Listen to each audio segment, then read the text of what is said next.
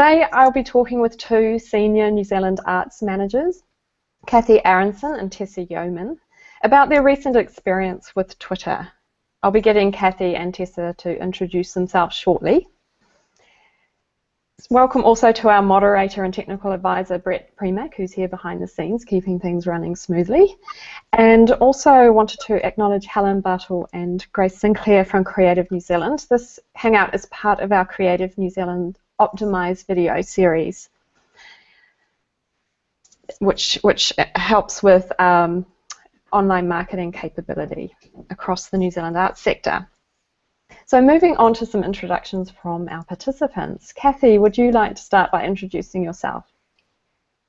Thanks, Vicky. I'm Kathy Aronson. I'm a journalist and a digital editor, and I run the Big Idea website, which is an online hub for creative people and arts organisations in New Zealand. Thanks, Kathy. We're very lucky to have you with us today from such an important national organisation. We know you have a wealth of online publishing experience yourself, but you also have a really interesting view of the New Zealand arts sector. You're observing what's happening on Twitter a lot amongst the arts organisations. So very grateful to have you here. And we're also grateful to have you here, Tessa. Hi. Yes, I'm Tessa Yeoman. I'm the Marketing and Development Manager for the Auckland Writers Festival. So for those of you that don't know us, we present a 6-day festival each year, every May, and it's a festival of writing and ideas with over 150 writers from around New Zealand and the world. And we're currently hard at work on our 16th festival, which is 10th to 15th of May, so hopefully some of you will be there. Thanks, Tessa. And given that you have just launched and it's an incredibly busy time for you, we're exceptionally grateful for your time. And I do admit I did spend some time over Easter booking Auckland Writers Festival tickets.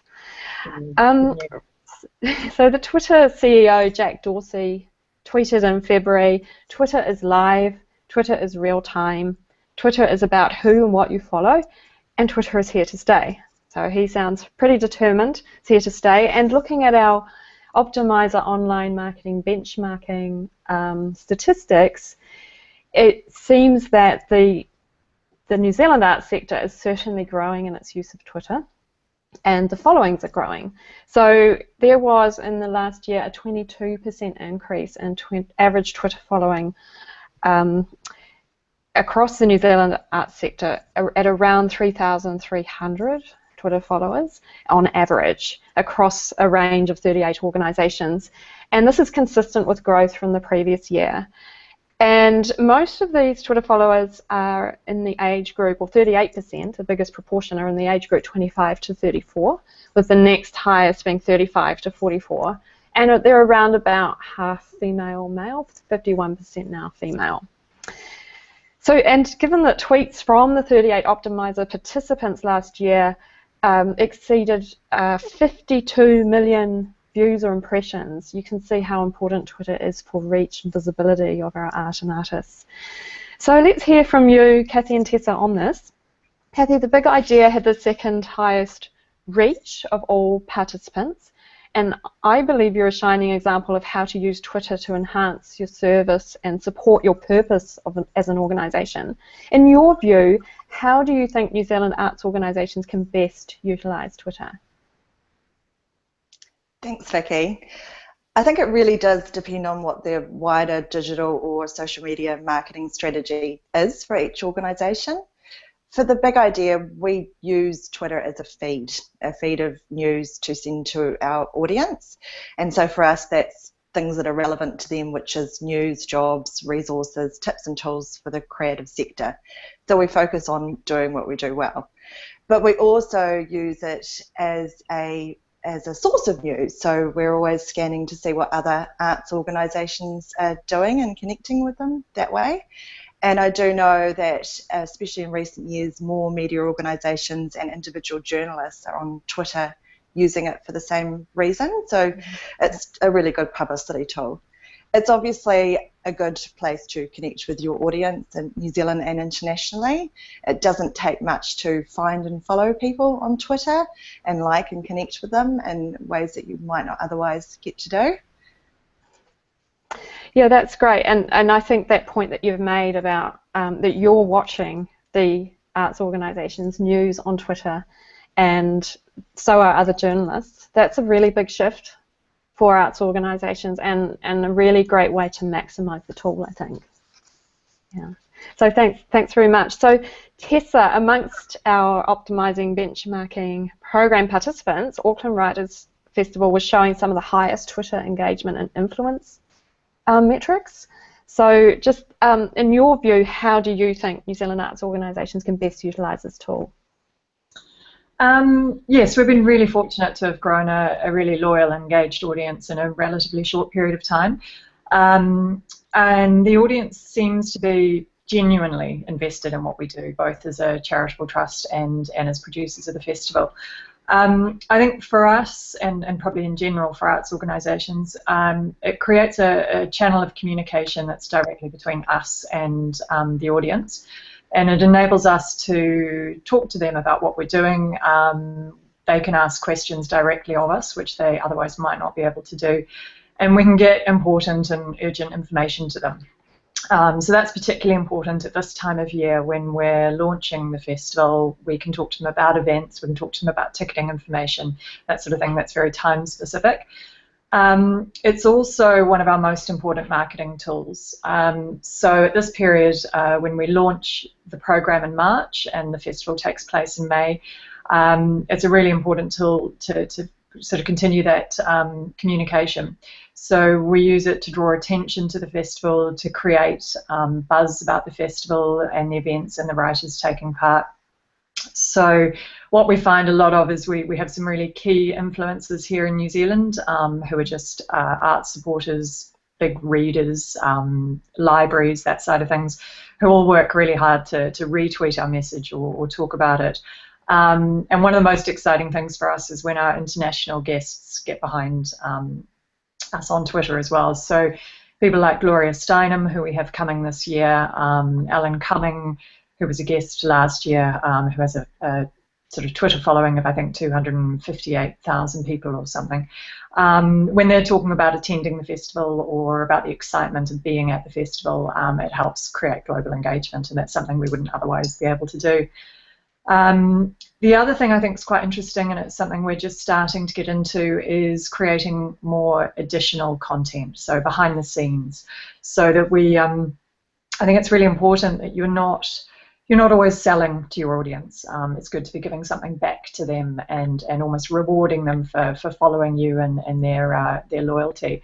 So looking at extra information behind the scenes, maybe snippets about writers and about events and that side of things, so it's not just all about selling tickets. And I think that's really important as well.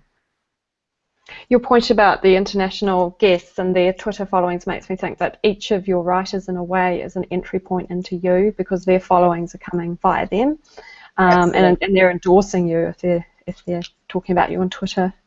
Absolutely. So that create quite a lot of longevity as well after the festival, which is really important as well. Right. Yeah, particularly when you're an intermittent event as well. It's really important. Yeah. So I know in my work with arts organisations that traditionally Facebook has been a bit easier to grasp and understand as a tool for people. Twitter can be a hard one to explain to the uninitiated. It certainly can present some stumbling blocks for arts organisations. I'm interested to hear, Kathy, what you have found the challenges to be with this platform. Thanks, Vicky.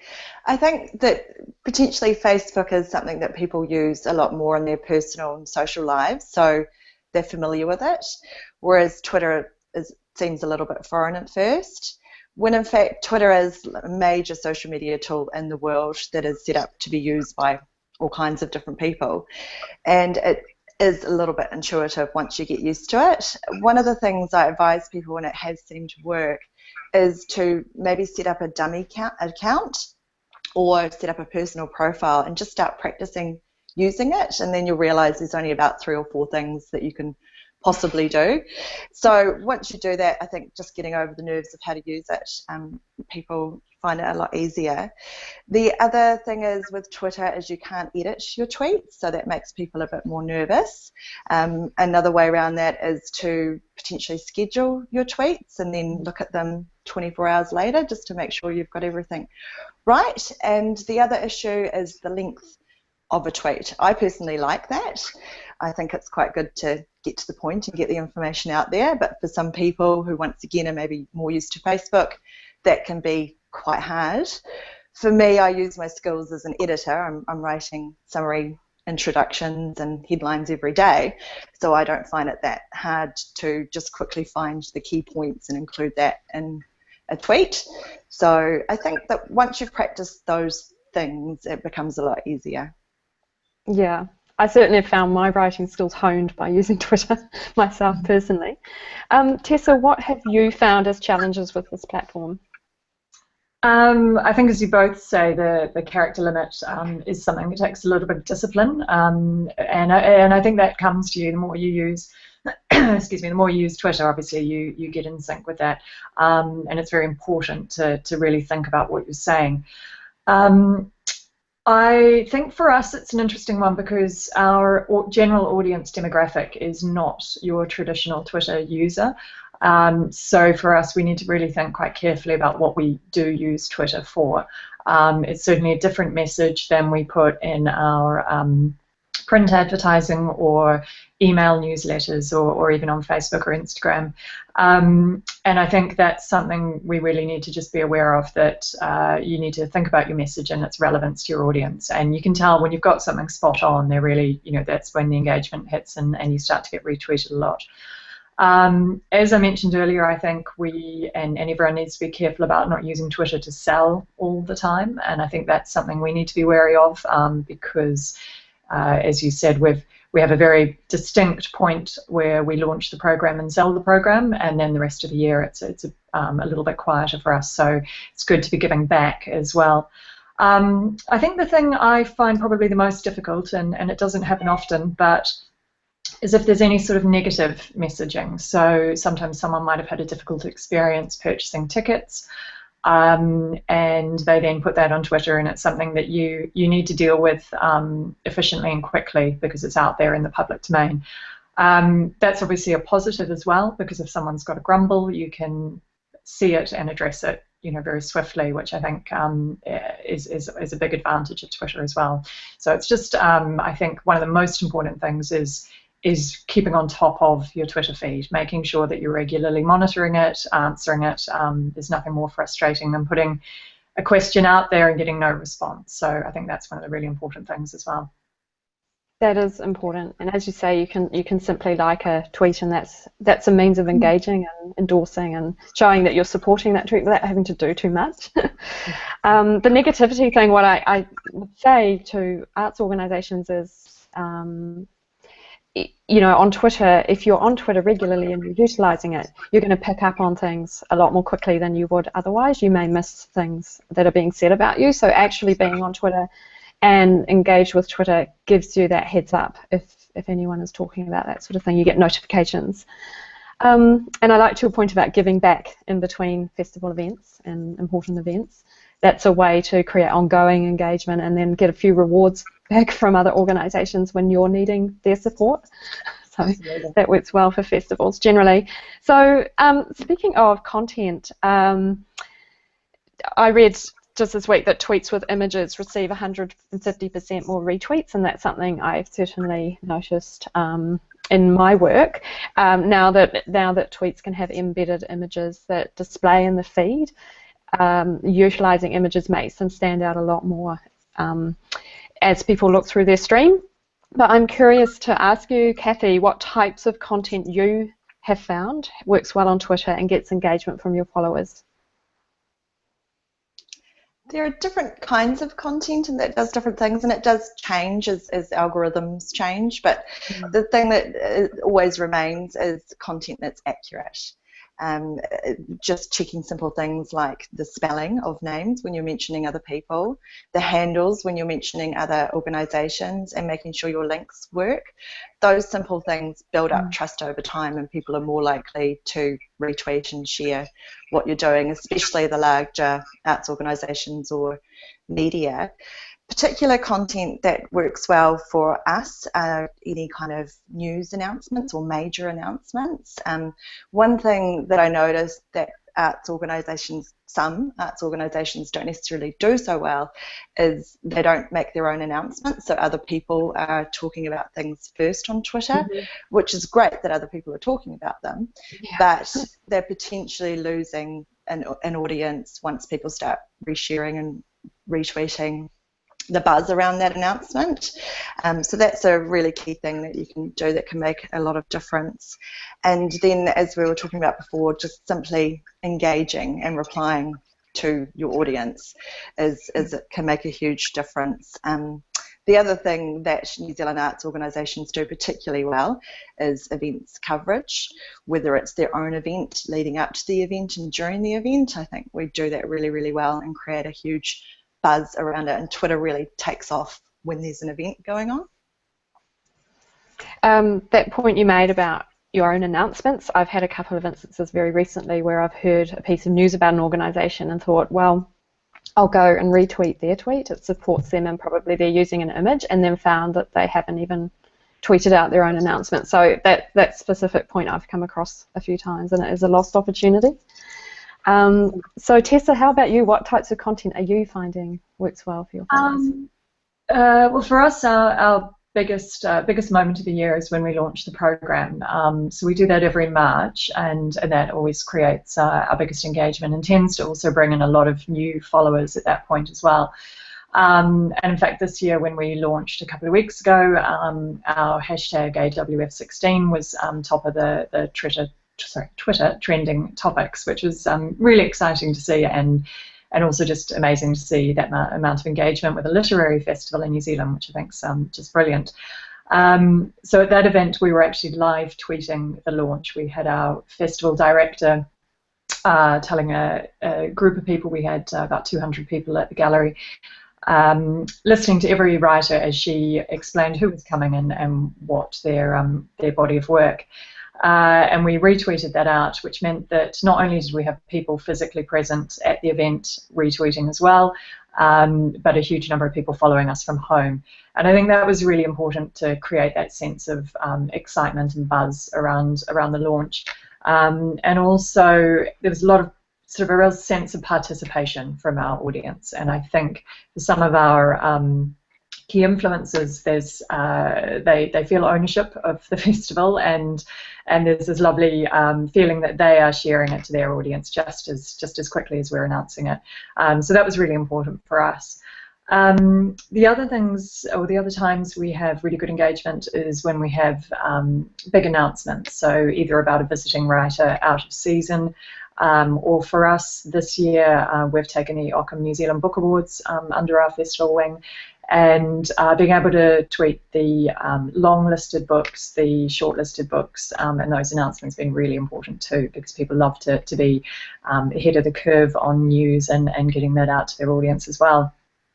Otherwise, I think for us the big things are sort of countdowns to both the launch, to ticket sales, to the festival itself. And then, as I mentioned earlier, those sort of celebrity retweets or celebrity tweets from visiting writers, particularly big international names, has been just magic for us. Seeing photos of writers hanging out together in Auckland and that side of things has done wonders for us, getting the image out there too, which helps every year to bring new writers down as well when they've heard from their contemporaries how much fun they've had. So that's a really important part too. That's great. We were certainly excited at the Audience Connection to see you at the top of the trending topics, and I think that shows how an event for 200 people could very effectively become amplified across, the reach that you must have achieved from that would have been huge. So I think that's a really great case study example. So just wrapping up really, I'm just interested, there's been a few, Twitter are obviously trying to remain relevant. They're introducing new functionalities to compete with the other social networks. So, and they're introducing advertising, which they did in New Zealand last year in July, and tools like Periscope for live video streaming. Just interested, have you tried anything new recently with Twitter, and how have you found that? How about you, Kathy? We haven't really done anything new as such. It's just, I guess, we've been doing more images and more video. one of the things I do like about Twitter is that it is a feed and you can quickly see key information, but at the same time that gets boring pretty quickly, and especially with the arts, it's a very visual medium, so that's something we can really use to our advantage. And without a doubt, if we share an image or a video, it definitely gets far more engagement. But more specifically, images that are behind the scenes or showing that we're actually there compared to promotional images, they do really well. The other thing that we're doing more is videos, 15-second videos specifically, because we're already curating them for Instagram, and I much prefer them to GIFs. GIFs are becoming very trendy on Twitter at the moment, and it depends on your taste whether or not you like that. The other thing that is new to Twitter is something called Twitter Moments, and that's actually a curation tool for the Twitter editors. So I'll be interested to see if they start to roll that out for the average user, because basically that's pulling lots of different information and images into one tweet, which you can then scroll through. It's similar to a tool called Storify, which we do use for events, and it does the same thing. So I really like the idea of pulling together lots of information in a curated way. That's great. And Tessa, have you tried anything new with Twitter recently that you'd like to share? I haven't yet investigated any of those tools, but as Kathy mentioned earlier, we've taken to using Hootsuite in order to load scheduled tweets, which I found really useful, particularly for the live tweeting at our launch event. It was obviously hugely beneficial to be able to load our messages well in advance and check that spelling's correct, links work, all that side of things as well. So that was a big help to us this year. We're sort of doing a little bit more with video and images as well. I think, as we've all said, it's a really important way to increase engagement and just make your posts that much more interesting. And I'd quite like to look at doing that over the actual festival itself. So I think some of the behind-the-scenes footage and just capturing that buzz and excitement at the festival itself for people that can't actually be there, I think is really important. So that sort of crowd sense of fun and engagement, which I think is wonderful to be able to do that. So I'd like to put something together sort of during the festival and post and see how that works for us as well. I think that's great.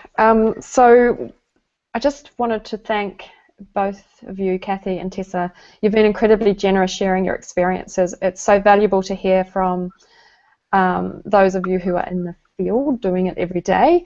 So just to wrap up, I've been talking with Kathy Aronson, editor of The Big Idea, and Tessa Yeoman, Marketing and Development Manager from Auckland Writers Festival. I'd like to thank those of you who have joined us today, and additional thanks, of course, to Creative New Zealand and our moderator, Brett Premack, who's done a superb job behind the scenes. So in about 15 minutes or so, this hangout will be live on, recording will be on Creative New Zealand's YouTube channel. And underneath it will be all the information about the Optimise blog, because we'll be pushing out excerpts of this hangout today and the previous hangouts through the blog, so it's an easy way for you to get snippets of the content. And also we'll include the contact details for Grace at Creative New Zealand and myself, and the of course the Twitter handles of the organisations today in the description under the video, so that's where you'll find that information, as well as information about our next conversation starter, which is on Tuesday 19th of April, which will be disseminated soon. So thanks everyone for joining us. It's great to have the New Zealand arts sector in one place, and loved talking to you today, Kathy and Tessa. Thanks very much everyone, and enjoy the rest of your day.